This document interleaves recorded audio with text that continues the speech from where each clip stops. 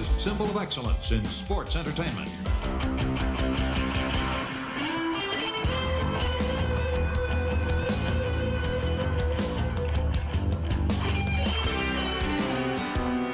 We are broadcasting from the Blue Chew Studios. Try Blue Chew free when you use our promo code ARN at checkout. Just pay $5 shipping. Hello and welcome to Arn. This is Paul Bromwell, and today I'm joined by the Hall of Famer, the founder of the Four Horsemen, the creator of the Spine Buster, the sole owner of the Four Horsemen trademark, and lover of satin jackets. Not nylon, Bromwell. I know. He's the enforcer. He's double A. He's Arn Anderson. Arn, how you doing today, man? Good morning. I'm always good when we are going to have some fun, so it's going to be a good day. It is. It is. And Arn, before we jump into today's show, I wanted to take a few minutes to catch up with you on a few things. Number one, over the past couple weeks, the outpouring of love from your fans has been amazing. Candidly, in the manner we've come to expect from you. You laid out the reasons for the breathing issues, and the love and positive message you have received have been awesome to see, my friend. And even if you claim you never beat anybody, there are a ton of fans out there that love the Enforcer. So thank you for doing that, man. No, thank you for them understanding, and I'm working on it. Trust me, it's nobody's more aware of it than me. It's just one of those things that, man, it's gonna be a work in progress. Listen, I saw some Patreon comments, and some of those guys were ready to beat some asses. It was so much fun to read through some of that stuff. You are loved, and everybody's good. But I want to talk to you about something else that was fun, and that's June 10th in Webster, Massachusetts. FTR took on Brock and Pillman Jr. with you in their corner, and FTR, they had Bret Hart. And I heard from a very dear, close personal friend of the show, Amy Vaughn, that she almost, by the way, melted when she met you. But there was a lot of, it was great. The environment was insane. The crowd was off the chain. Can you talk to us a little bit about the show? I mean, it's a big time match. What did you think about that evening? Well, God, I love Amy. She's such a wonderful fan, and she supports us in so many ways. It's always just a pleasure to talk to her or see her or everything. So thank you, Amy. We appreciate you. Webster was a town about 70 miles or so from Boston. And man, what a successful show. I mean, my God, I don't know how many people there, but it was packed. And Brock and Pillman, they knew going in they were over their head. But, you know, other than being apprehensive and nervous, and man, it just charged them. It just, that was their first time teaming as a team, and those guys went out and went after it. Now, they were outclassed in a lot of ways, experience, talent, just from, you know, the years put in. FTR is the best team in the world. And I keep saying that. I know people are sick of it, but if you've watched them, whether it's individually or as a team, man, they've been tearing it up. And the experience that Brock and Pillman got from that is irreplaceable on the grand scheme of things. So I was so happy for him. He was really, really excited about it. So was Pillman, and it was a good night. Really was.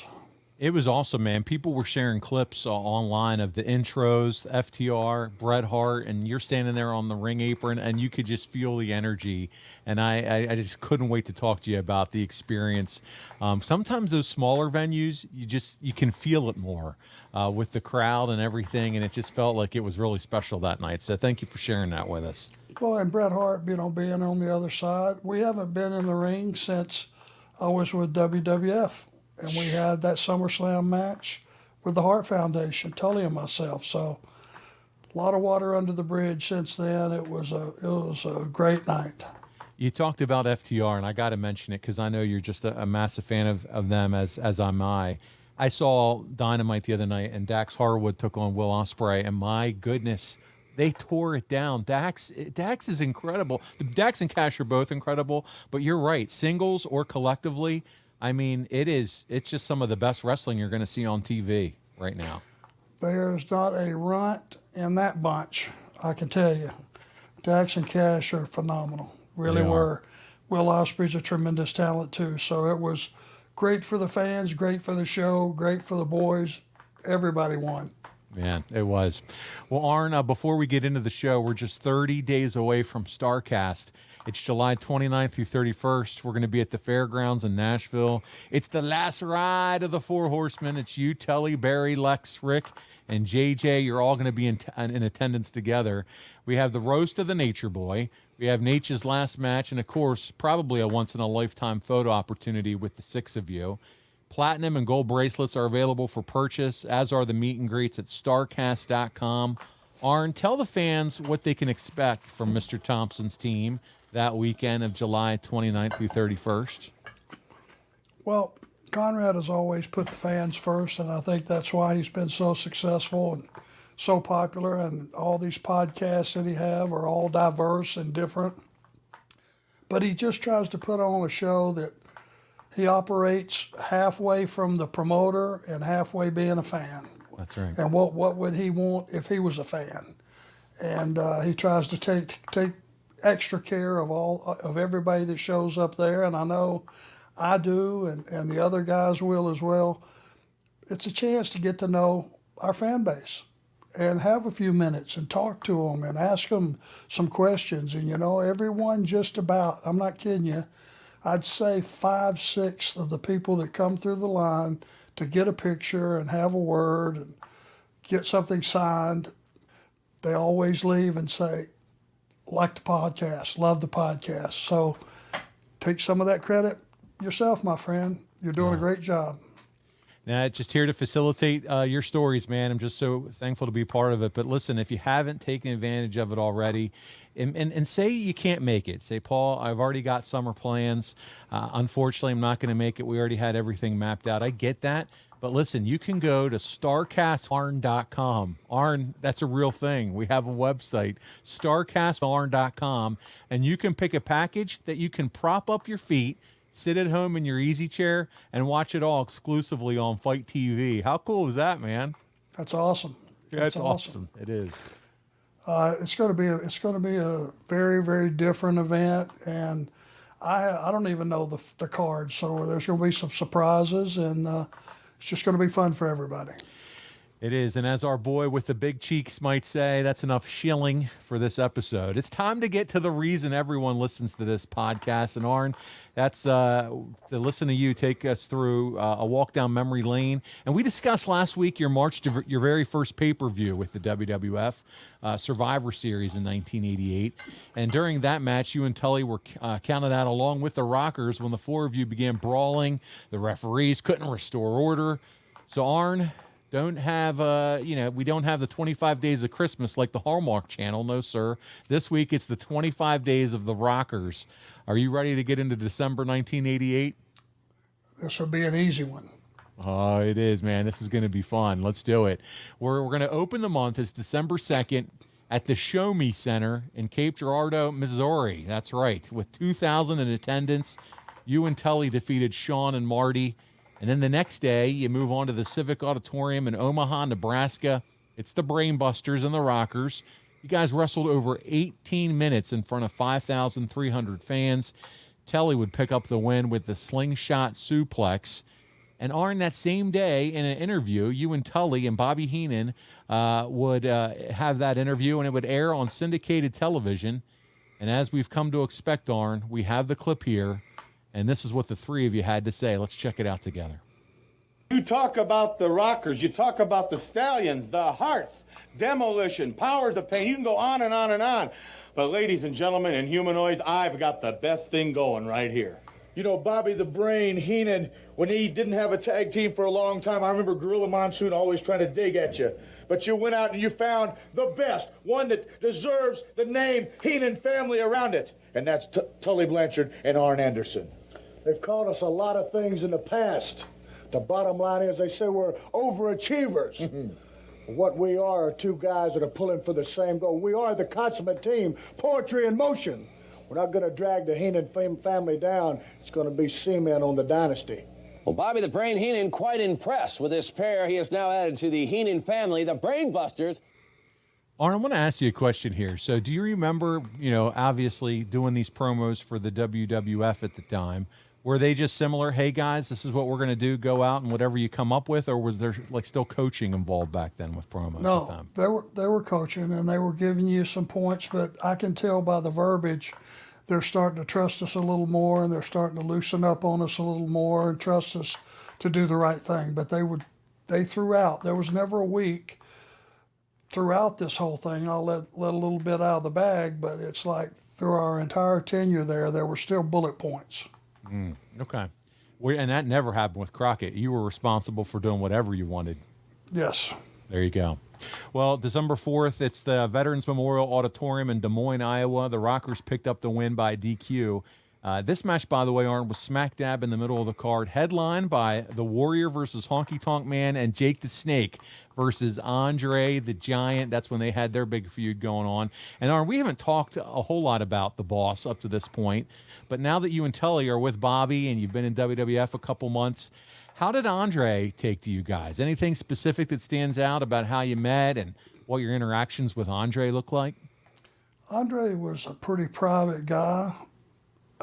Believe it or not, I mean, he wasn't someone that sat in the locker room and joked it up with all the guys, but he was a guy that would sit there and drink 3 or 4 bottles of wine and play a bunch of hands of cribbage with anybody that would play with him pretty much every night before his match.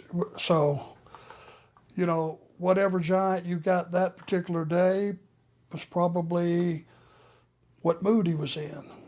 He was always great with me, and and I never had a crossword with him, but I know that his back during this period was starting to really bother him, and he'll never say that. I never saw anybody working on his back. The trainer, and to be honest with you, I don't even remember if we had a trainer at that time. But he never complained. He went to the ring. He was the Giant every single night you saw him. He never wavered. And, when the matches were over, if it was a situation where we were staying over, if it was TV night or if we're just staying over, we would go to the hotel bar. Man, could he put away some volume. It's crazy, too, because you've talked, on the show a lot about just traveling and the wear and tear of traveling up and down the roads. But then you talk about a guy like Andre the Giant. Can you imagine what that must have been like for him making the towns and things like that at his size and, in the airports and things of that nature? Just, I can't imagine. What vehicle would you get in to be comfortable? Nothing. Paul, I saw him try to sit in a first-class seat on an airplane.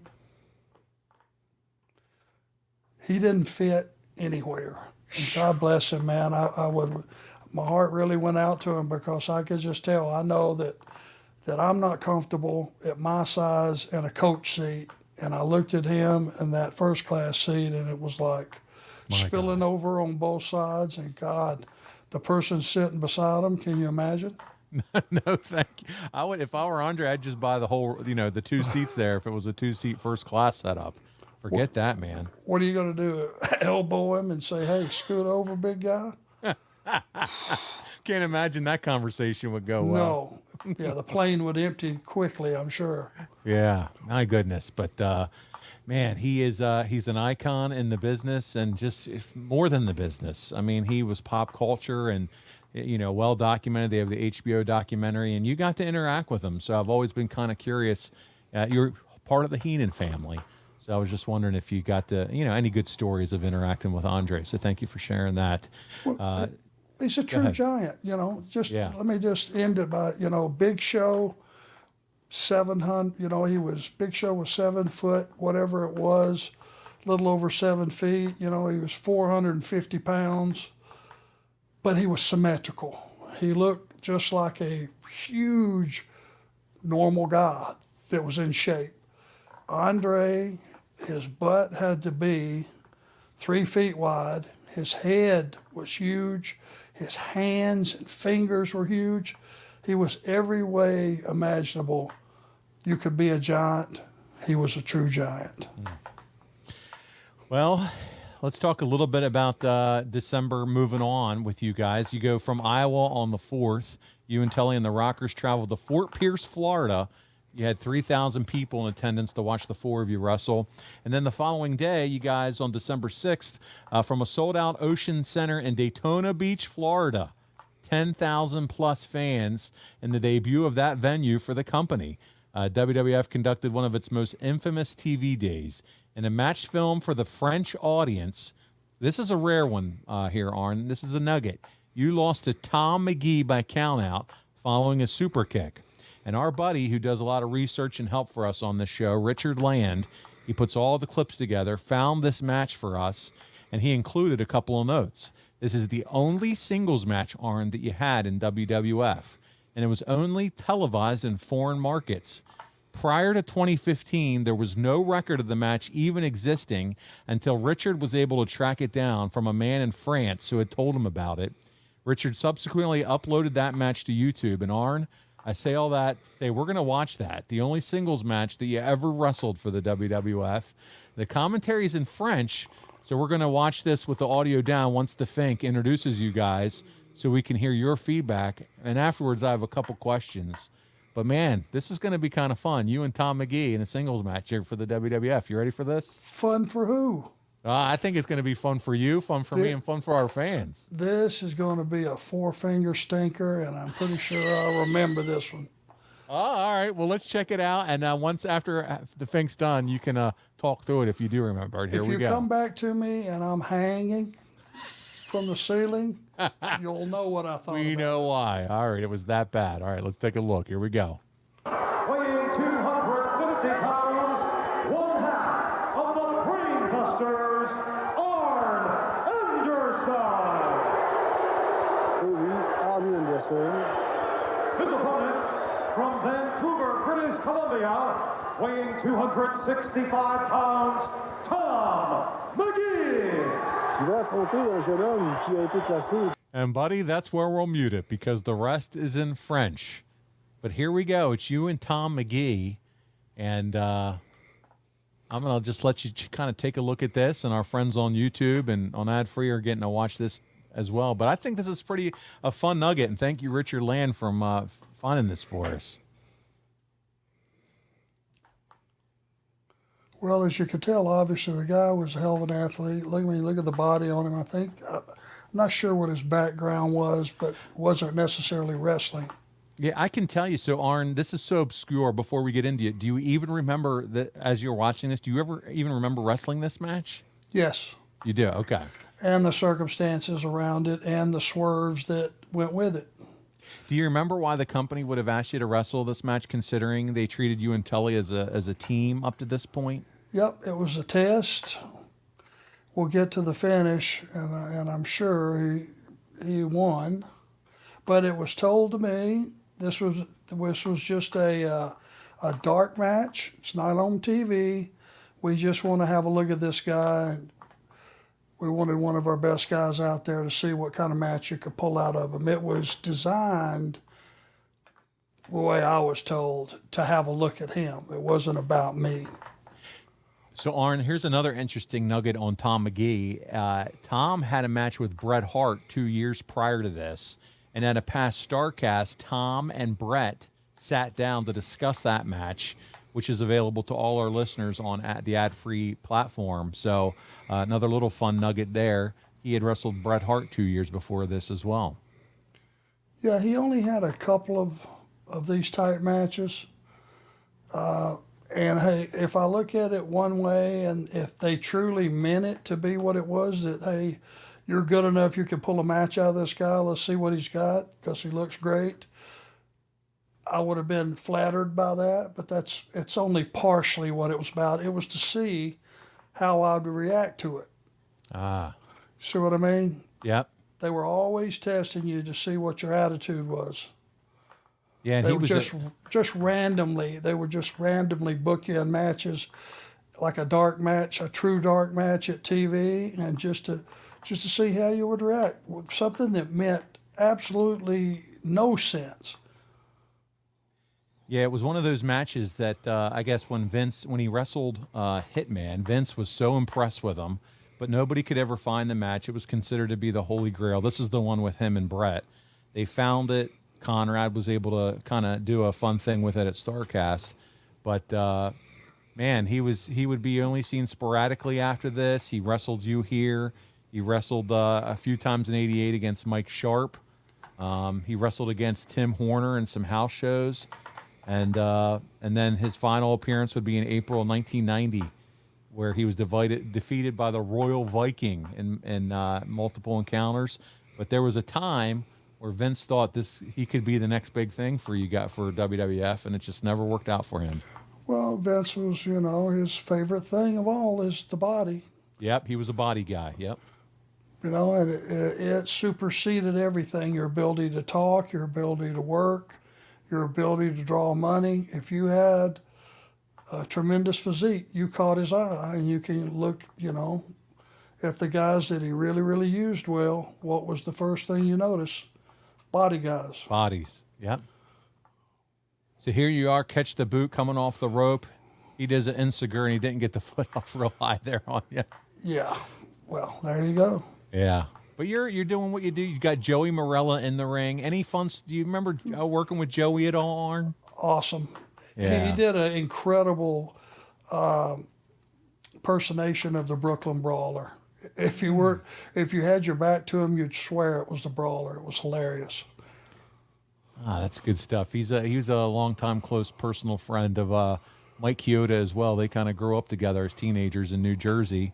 That's how Mike got into business, was through Joey Morella. Right. Yeah, Gorilla Monsoon sign. That's right. So it looks like the count out is on. He makes his way back in there. You can see the Superstars banner on the top, and shoulder spot into your ribs. Tom Magee again showing the athleticism, jumping all around, trying to do a moonsault. You get out of the way. Was he a gymnast prior to this? It said that he was a power lifter and was all into bodybuilding. He set some records in the 1983 World's Strongest Man competition, and he competed as a bodybuilder to win the Mr. British Columbia bodybuilding title in 1984. And then that's when he started to work for Stu Hart a little bit in Stampede Wrestling and do some stuff with the WWF.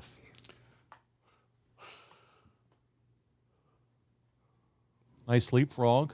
Oh, yeah, super kick. That's looked a little dangerous. I was okay. That was all right. All right. At this point, I was probably numb anyway. See, all that flipping around, that tells me you had to have some gymnast, even if it was a kid, It goes to show when you say Experience. body and the athleticism, you can see why Vince probably wanted to have a few peeks at him.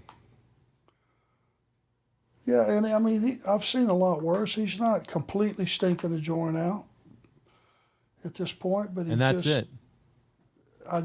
Count out was the finish. Count out was the finish, yes, sir. Yep, and that's flat.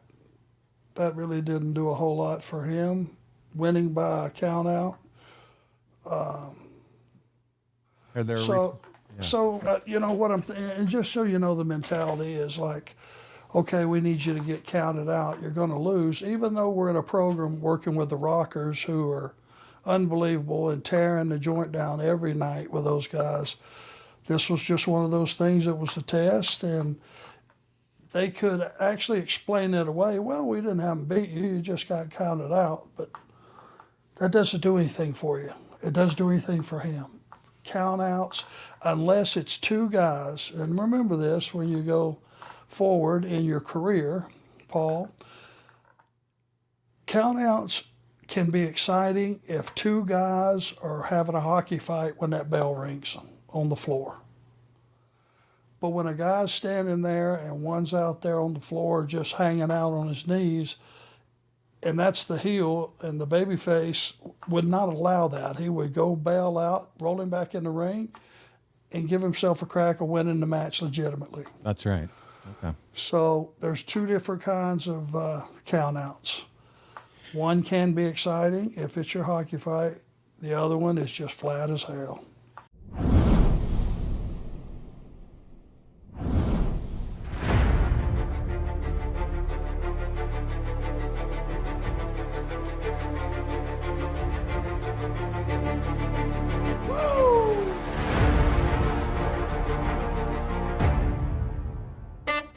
The roast to Ric Flair? You kidding me? It's the Nature Boy. What are they going to say? I am, the man. Okay? I am the king of trash talking. You say what you want to say. Just remember at the end of the night, when all is said and done, I get to talk about you. Woo! The roast to Ric Flair. Starcat. Woo! Look at his old ass here. Woo!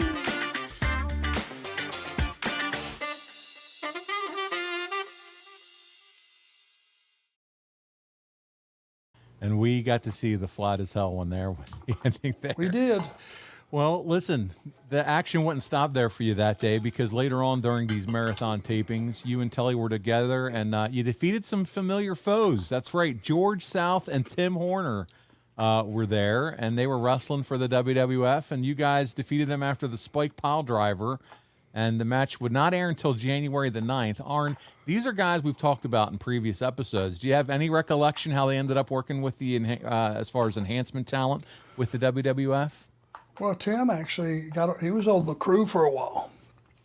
They used him, they brought him in, he was working opening matches, second matches. He was there maybe 6 months, I want to say. And actually we left and he was still there, I think, and he said, hey, I'm getting the hell out of here too.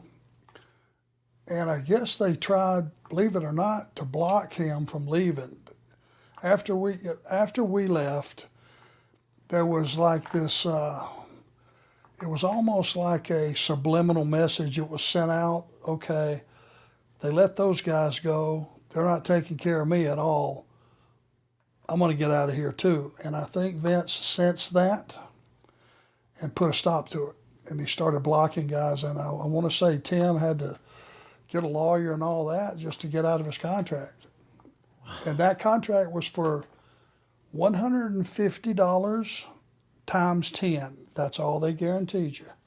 Us and them and everybody. That was your standard contract. So they were obligated for you to work for them for the entire year, and all they had to pay you technically was $1,500. Oh my God! Isn't that ridiculous? That's unbelievable. And so Tim Horner had to fight to get out of that. Yeah, and he was a tremendous. Tim Horner's a tremendous talent, and George South's a tremendous talent. So, if we wrestled them later that night, the real criminal part of it is they've already seen me. They've already seen me get bounced all over the ring. So me and Tully coming out together, I'm sure, was a less than response. We've already seen you get your ass kicked once. So if you try to do something for Tim and you try to do something for George again, I'd have to see the match to see how much of it we took. But I'm sure, that just weakens you even more. It was almost like they didn't want you to get too over. Mm. Well, Arn, recording television for 3 different syndicated television shows often made for a long day. And what the wrestlers of the golden era needed to optimize their immune system and give them more energy was athletic greens. I started taking AG1 because I needed more energy, and I was tired of taking pills and vitamins. And Arn, just one scoop of it gives you 75 high-quality vitamins and minerals. I'm talking improving your gut health, sleeping better, improve focus. What's not to like? It's a slam dunk. And you get better sleep quality and recovery. It costs less than $3 a day. It's completely worth the investment in you. And it's received 7,000 5-star reviews. That's pretty big time, my friend. Yeah, I'm taking it. To be honest with you, I give myself like a 6-week window for supplements before I judge them. I haven't quite got there yet, but I've been taking it. Just stir it up in some cold water and you're good to go, right? That's it. That's it. And right now, you can do what Arn's doing, and you can reclaim your health and arm your immune system with convenient daily nutrition. It's just one scoop in a cup of water every day, just like the founder of the 4 Horsemen is doing. That's it. No need for a million different pills and supplements to look out for your health. To make it easy, Athletic Greens is going to give you a free year supply of immune-supporting vitamin D and 5 free travel packs with your first purchase. So all kinds of bonuses. All you have to do is visit athleticgreens.com/Arn. Again, that's athleticgreens.com/Arn to take ownership over your health and pick up the ultimate daily nutritional insurance. So, Arn, on December 7th, WWF recorded Wrestling Challenge, Primetime Wrestling, and Superstars from the Sundome in Tampa, Florida. There's 9,176 fans. They watch you and Tully defeat George Terrell and Scott Casey in 1 minute and 44 seconds when you guys hit the spike pile driver behind the referee's back. Arn, real quick, were you guys trying to present the pile driver as an illegal move? I asked because Gorilla called it an illegal move in one of the clips we watched, and in this case, it was done behind the ref's back. Technically, at that time, it would have been both guys in the ring right in front of the referee. That would have been a no-no. Sometimes you could get away with it. Sometimes you couldn't. You tried to because, it was a vicious move at that time, and it paid dividends. So if you could do it behind the ref's back, that was great. Couldn't always pull that off, though. Arn, as you have previously told us about the spike pile driver, that move can be pulled off on anyone at any time. But when it comes time to that falls count anywhere match with your partner, sometimes a guy just needs a helping hand, a boost, a jump, if you will. And like Tully coming off the second rope, Blue Chew is here for when you guys need it most. And as we all know, it's drop-top titty tipping time, and temperatures aren't the only thing rising this summer.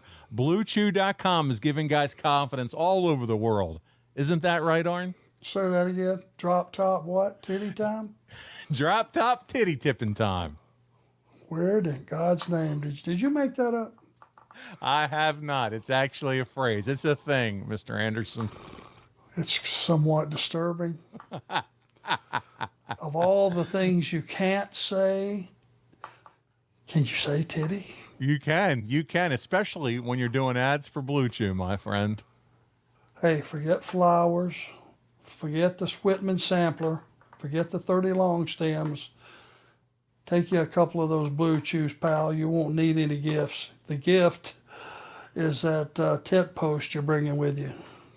Oh, I love you for that. And by the way, Blue Chew's an online prescription service, so there's no need to visit the doctor's office. There's no awkward conversations, no waiting in line at the pharmacy. It ships right to your door. It's a discreet package. You get that discreet package, you pop it, and that tent post is ready to go. The process is simple. You sign up at BlueChew.com. You consult with one of their medical providers. They're licensed. And once you're approved, you'll receive your prescription within days.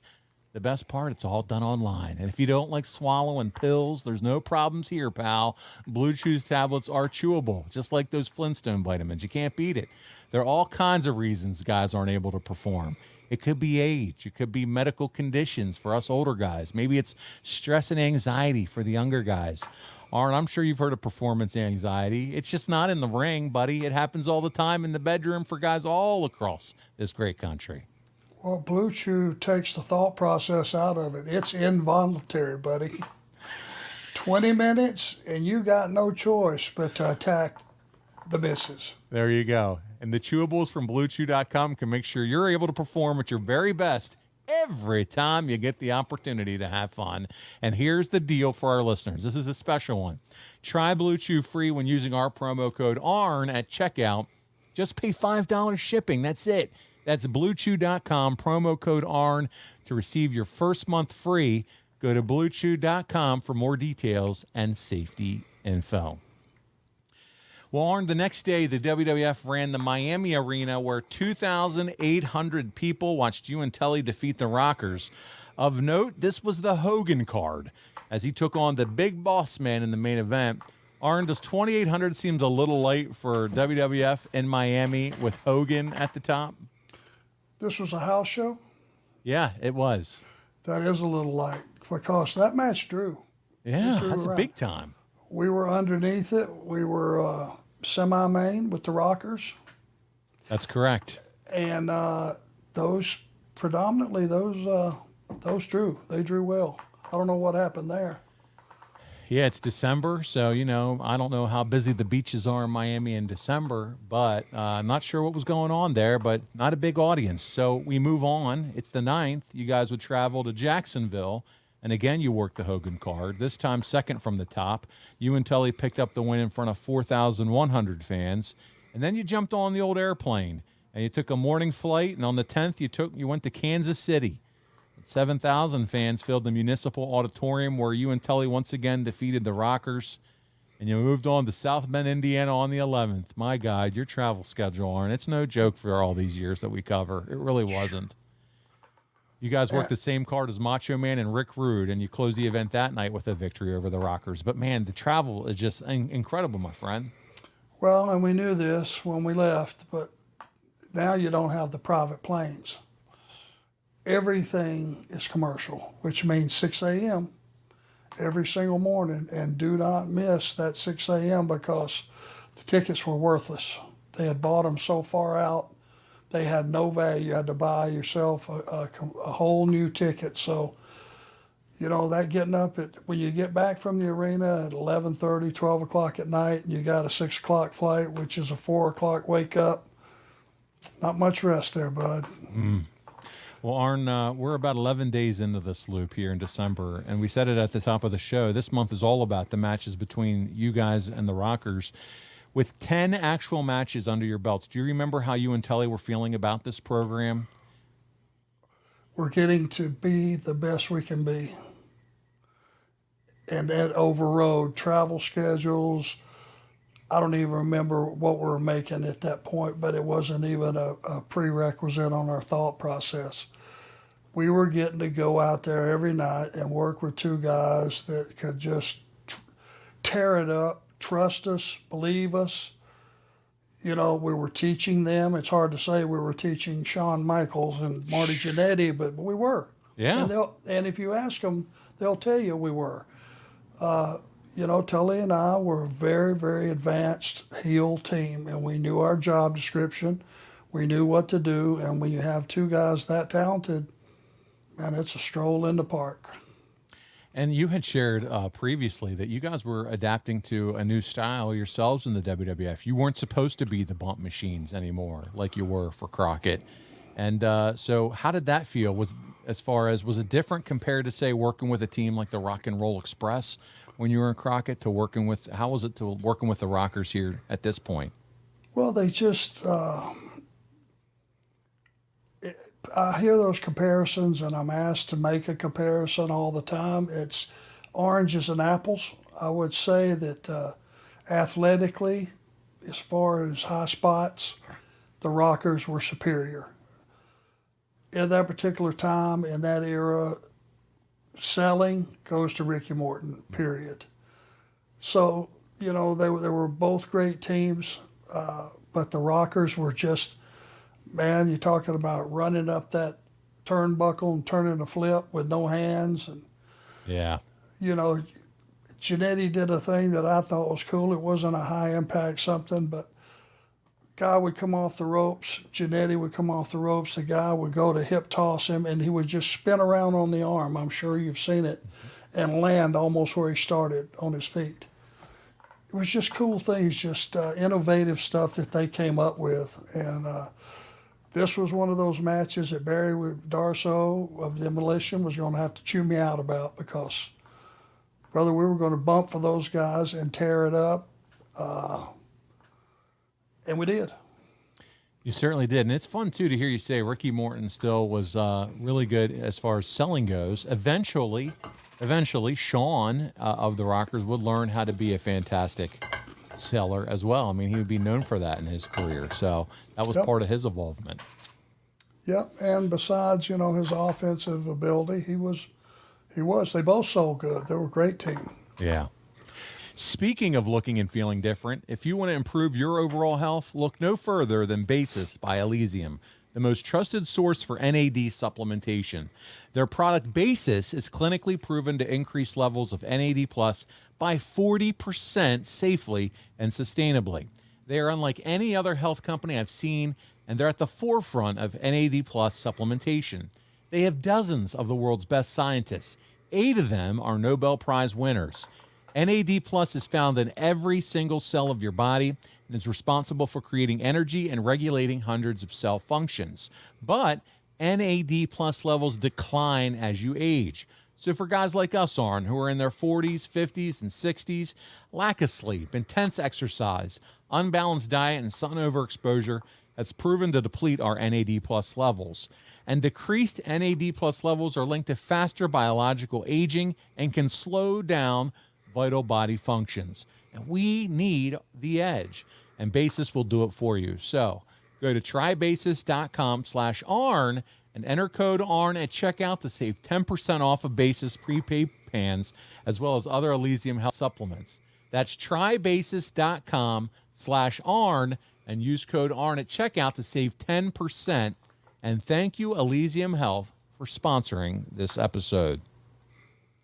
So, Arn, we move on. It's December 12th in Phoenix, Arizona. You and Tully once again worked the last match of the night on the card. And that card featured Randy Savage and Rick Rude.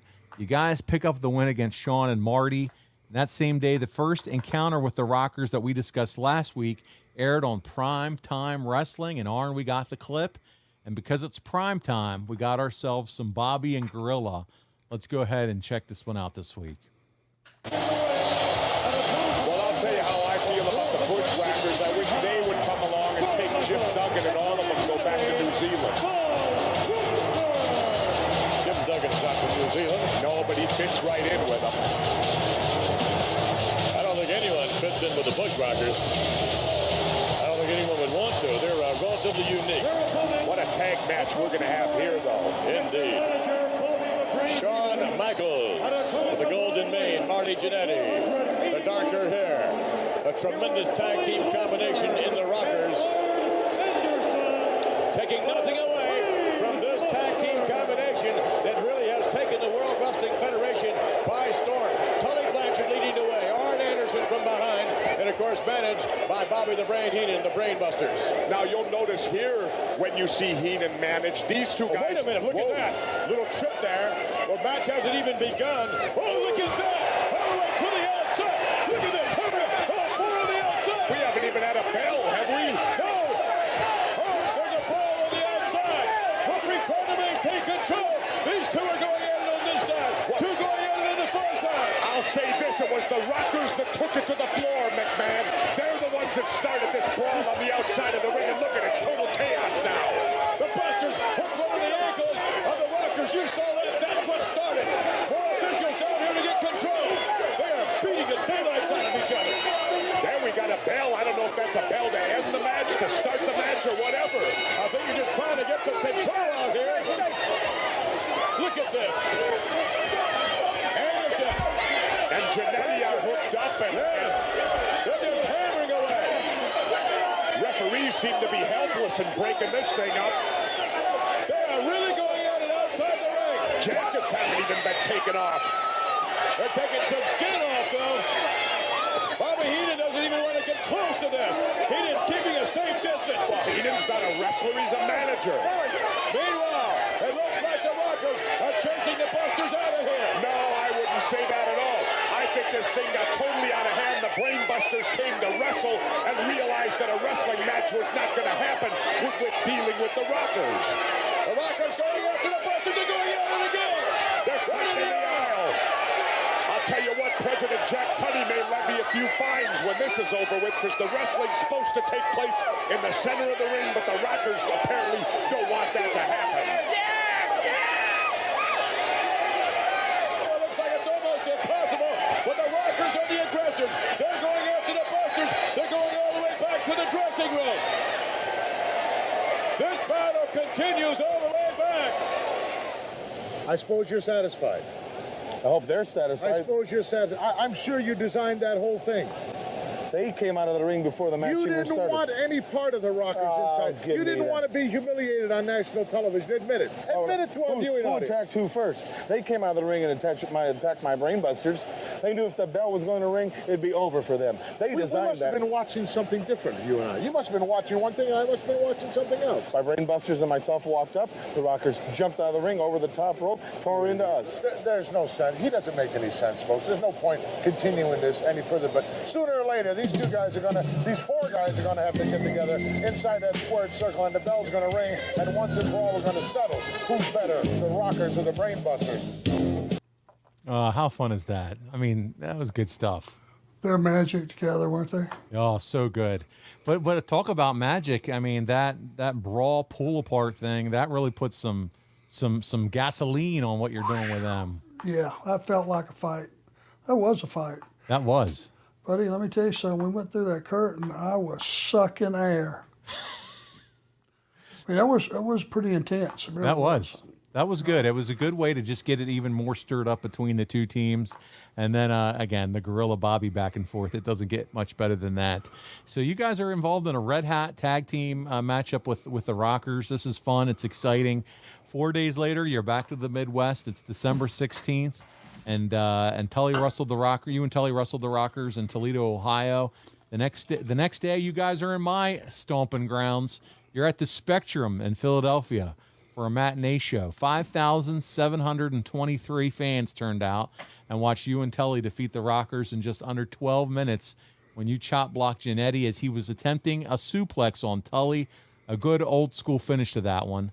But you don't have to take my word for it, Double A. We have the closing minutes. Before we get to that match at the Spectrum, is this the first time I guess you guys would have wrestled at the Spectrum? Because when you and Crockett, when you come to Philadelphia, you were at the Civic Center, right? Correct. And a lot of nights when we were with Crockett, we were head up against those guys. That's right. That's right. They'd have a packed house. We'd have a packed house. Business was great. There we go. Well, let's take a look at it. This is you guys at the Philadelphia Spectrum against the Rockers. This is our last clip of the week. Here we go, December 17th. What a team I got. I couldn't be prouder. 1, 2, kicks out. Just the trunks. You got to hook the trunks. Look at the eyes. Look at Arn Anderson's eyes, man. You can tell. Oh.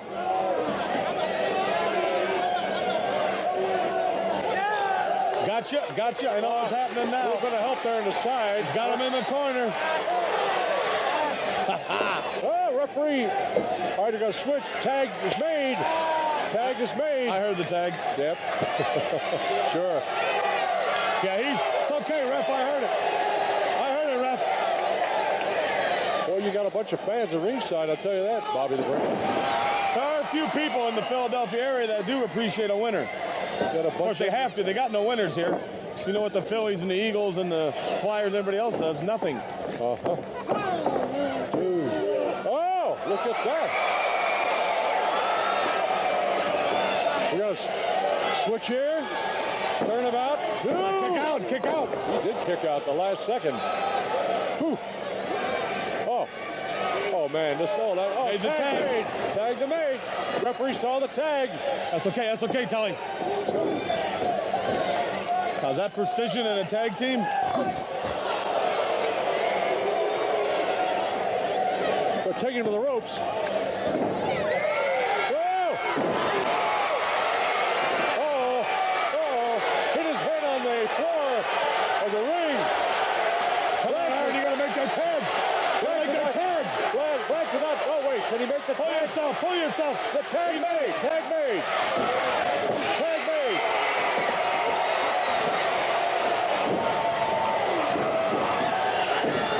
Come on, Tully. Well, 2 against 1. Come on, Arn.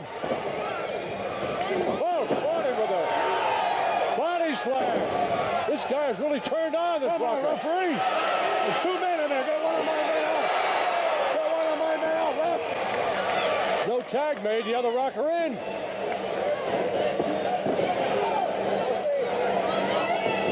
Coming at him. Shoulder block. Both guys get down. The Brain Busters are down. Where's he going now? Where's he going? Whoa! Flying elbow. Down he goes. 1, 2. No tag was made. I don't know who's in there. Do you? I don't know. At this point, the referee doesn't know either. Of course, he didn't know when the match started. Got it. Oh, wait a minute. Now. 1, 2, 3. That's it. Still not over. Look outside the ring. I don't know what's going on here. What was the result? I think the Brain Busters won on that. Yeah. Side looks to be, Bobby, it looked to me one on the pin on the other side of the ring. I think it was Blanchard did it. I'm not sure. I think Blanchard got it. I want to hear an announcement. Come on, on, ring announcer. I think they got it, Bobby. Come on, give me the result. Arn Anderson believes it too. The winners of this bout, the Brain Busters. Told you. Yeah, he nailed him over the other corner. There it is. My goodness. Talk about Bobby Heenan. So they showed him his little inset picture during some of the match. But, I mean, the facials, his voice work, the back and forth. He's just enhanced an already excellent match, didn't he? Yeah, the Weasel. Bobby was the most articulate, quick-witted, funny, sharpest guy I've ever met in the business, bar none. And I don't think Bobby had an extensive education. You can check me on this. But something like 8th grade, something like that. I may be off and may have dreamed this. I hope not. But that just made him even more amazing, because I could look at Bobby and go, Bobby, this can's got a leak in it. And before I could get it out of my mouth, he had a humorous comeback of some sort. Funniest guy I ever met. What a loss. What a loss. Absolutely. He was so good.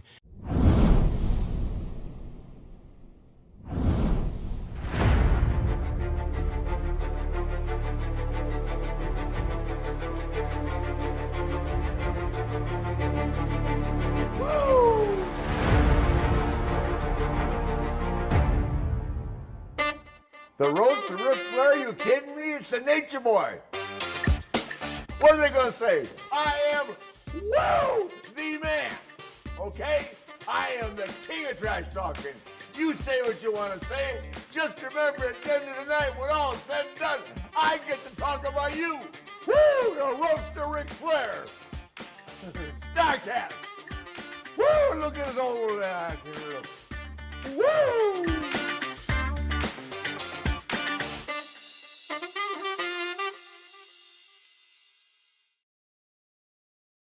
And it just, I mean, we're looking back at this and it's armchair, quarterbacking, but couldn't have happened any better for you and Tully to come in and then immediately plug you with Bobby Heenan, make you part of the Heenan family. It just worked. It worked for the both of you. Coming away from Crockett with JJ, different personality, different presentation, but this presentation was still just as successful, if not even a little bit more. It was just great. It was a great rub for us, and it just let the audience know they're going to use these guys well, because look who he had with him. That's right. He had the Giant, the Heenan family, Haku. I mean, and then he had you guys, the greatest tag team of all time. So listen, later that evening, the fans agreed. There you go, in Scranton, Pennsylvania, they were treated to that match as you guys completed the double shot. And it's just an example of how much talent and how popular WWF was at the end of '88. The A-card matinee was Hogan and Bossman on top. That same day in Oakland, California, they drew 10,000 fans. It's just simply amazing how hot the business was at this time, at least for the WWF. Just incredible what they were able to pull in terms of A, B, and even C house shows at this point. Well, they had went around and stole all the top guys. Yeah, well, out of every territory. They had an all-star team. They should be able to draw a call in a couple towns a night. That's true. That's for sure. Well, on the 18th, Arn, WWF is at the Meadowlands in New Jersey, and on this night, you guys are not working with the Rockers. I can't believe it. It's with the Hart Foundation, and you four would go on to have a show stealer of a match at SummerSlam '89, and we'll get there. But back in December, what was your impression of the Hitman and the Anvil? Great. Totally different. Anvil was the power guy. Brett was the technician. They were great together. The best teams I've seen are the ones where they have two guys that are totally different in their styles and their look. They just gel together. One features the other, and that's what they were. Those guys were a great team. So, Arn, I have something a little bit interesting for you. I'm interested to hear how this worked for the WWF, because 8 days later, December 26th, you're at Hershey Park. There's 5,000 fans, Hershey Park Arena. 5,000 fans. There's a matinee show where you and Tully work with the Rockers. But Christmas week was always a huge part of Crockett's business. And I would imagine WWF would have tried to capitalize on this, time of year as well. But our guys over at the historyofwwe.com have no results posted for the 7 days between these events. Was it Vince's decisions to take the show off the road, maybe, and give you guys some time home with the family? Do you remember that at all? No, but I would have been very, very thankful when it happened. I'm sure. Yeah, I mean, that would have been awesome. I was wondering if you remember during that year there, if you had Christmas week off or not. Well, we had to. There wouldn't have been any place else we would have been. Yeah, there's no results listed. I was fixing to, before you refresh my memory and validated that, I was fixing to bitch because if we had a matinee show the 26th, we had to have left Christmas night. That's the only way you could have done it. You couldn't have woke up that morning and tried to jam that all together. It's just too much of a risk, and there was no such thing as missing towns. Just didn't happen, so we would have had to have left. But if we were off 7 days prior to that, I'm sure it was not an issue. There you go. Later that evening, you guys would complete the double shot. You'd have 12,500 fans at the Capitol Center in Landover, Maryland. They watched you and Tully defeat the Rockers. The main event of that card, Ultimate Warrior versus the Honky Tonk Man in a steel cage match. 12,500 fans the night after Christmas. That's a big time card, man. Well, plus the kids, what's the word I'm looking? Don't make light of the fact that the kids were out of school. That's true. They're still out during their period up till January, whatever the day, the 3rd or whatever it would be. When you got the kids out of school and it's Christmas week and everybody's having a good time, notoriously that was one of the biggest weeks of the year, and I'm sure that was. Well, listen, it's time to pause here and share with you something that's very serious to me, and it's time to talk about keeping your family protected and keeping you with a good peace of mind. And that means it's time to talk about Goliath Life. And really, it's all about making sure that your insurance affairs are in order. We all get medical and auto insurance, yet we never even know if we're going to have a need for it. Let me let you in on a little secret. You need life insurance. Now, as you let that reality sink in, think about what would happen if your family stopped having your income tomorrow. If you don't have a plan for that, you need to visit GoliathLife.com, and I mean right now. Listen, I've lost 2 friends in their 40s in the last year and a half, and I don't even want to think about what their families would be going through had they not had life insurance. If you don't have it, get it. Protect your family. And I suggest you go to GoliathLife.com because they've made the process of getting affordable life insurance super easy. GoliathLife.com streamlines the life insurance process by allowing you to get quotes from more than 20 carriers within minutes. And you'll pick your terms and payments to fit your budget. You pick your price, you start the online application immediately, and even schedule the medical exam to come to you. I know, I've done it. They sent someone to my office. I skipped the phone calls, the paperwork, and the crazy invasive conversations. GoliathLife.com makes buying life insurance simple. There's no hidden fees, no upsells, no hassle, hell, not even a phone call. GoliathLife.com is life insurance in your hands on your time. Get multiple quick quotes right now from the comfort of your own home. And begin your application in a few easy clicks right now at GoliathLife.com. Arn, this is a no-brainer for me. Think about it every single day. Make sure that your family's taken care of. The one thing when you have a loss like that in the family, the one thing you don't want to have to worry about is financial issues. That's right. Well, Arn, we continue on with December. It's the 27th as we head into the end of the month, and the hits keep coming as you guys ran WWF Stronghold, Wheeling, West Virginia, and this is a town of about 35,000 people back in '88, and 5,960 of them came to see the Brainbusters take on the Rockers the day after Christmas, watching you and Tully pick up the win, 2 days after Christmas, should I say, 14 minutes, 37 seconds when you pinned Shawn Michaels. After that match, buddy, you guys had to find the closest airport because on the 28th, you were at the Met Center in Minneapolis in front of 7,000 fans. I got to see the Brainbusters and the Rockers go 17 minutes, 43 seconds. you would once again pick up the win for the team when Tully swept Jannetty's leg like he was Johnny Lawrence from The Karate Kid, allowing you to pick up the victory. And my goodness, from Minneapolis, and this is no bullshit, my friend, you fly back to the East Coast where you once again wrestle in West Virginia. I'm not making it up. From West Virginia to Minnesota, back to West Virginia. This time you're at the Civic Center on the 29th. The crowd was treated to another outing with the Rockers. Civic Center in what city? I don't have the city. I just have that it's another Civic Center location or arena in West Virginia. I don't have the city there. But yeah, back and forth. God, it would about have to be. Where's Marshall, the college, located? Marshall is. I'm not super. Let me check it out. Marshall University is in Huntington, West Virginia. That's about 50 or 60 miles from Charleston. Now, that's your two premier wrestling cities. Are you telling me that we went from Charleston to Minneapolis back? That's correct. It Within a matter of days. It had to have been Huntington. Had to be. Why would you have just... Never mind. Yeah, well, this was the life on the road, man, back then. And then, by the way, you went back out to Columbus, Ohio on the 30th. So you go from West Virginia to Minneapolis to West Virginia, then back out to Ohio. And you and Tully defeated the Rockers and wrestled them a second time in Dayton later that evening. And we close out the month on December 31st in Michigan. You and Tully took on the Rockers second from the top with the main event again, Warrior and Honky Tonk Man in a steel cage. And, buddy, that wraps up December of 1988. You and Tully worked the Rockers every night but one where you took on the Hart Foundation. Sellout after sellout, mile after mile. What a month, but it was all the Rockers, brother, except for that one event against the Hart Foundation.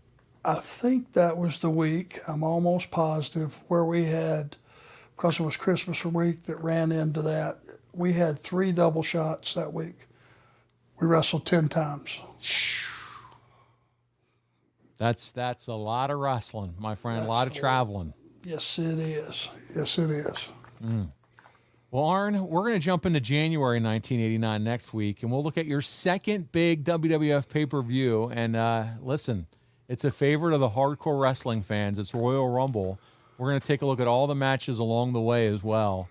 But, man, I'm really looking forward to that. You're going to touch Hulk Hogan and Macho Man and wrestle some of these big-time guys that we like to follow in the 80s. And it's going to be a lot of fun. I'm looking forward to it. Well, and let me clear up something, just, for our listeners and stuff. Don't think I'm sitting here hagging and bitching, complaining. I wouldn't have, even though I am a little bit, I wouldn't swap one day in this business for anything else in the world. And the opportunity to go through that curtain and perform for all you folks, man, it becomes something that you can't describe.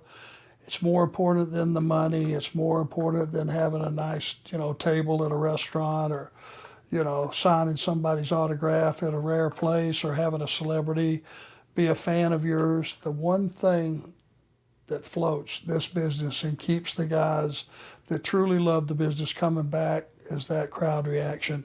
So I'm not bitching about the travel. There's, like I said, there's not one day that I would have traded performing for you guys to do anything else in the world. So thank you.